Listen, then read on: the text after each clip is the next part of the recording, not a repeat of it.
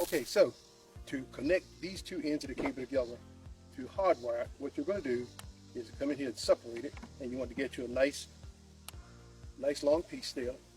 Strip about 1 inch of it off. Yeah, strip 1 inch off on each section of the cable. You should have 4 sections, but you're stripping 1 inch off. Put these together. I call it shoulder to shoulder. One going north, one going south, or one going east, one going west, whichever way you want to call it. And then you just twist those together.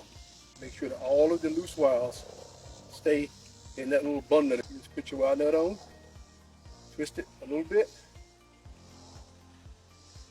and there you have it.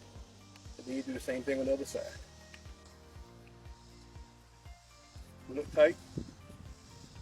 That holds the cables together.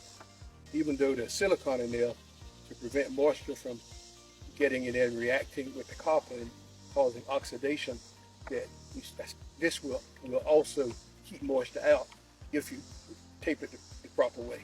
So I start at the bottom and keep winding up on top of the wire nuts. I make sure I hold those in place so I don't pull those off, go around them, and then come back down and seal.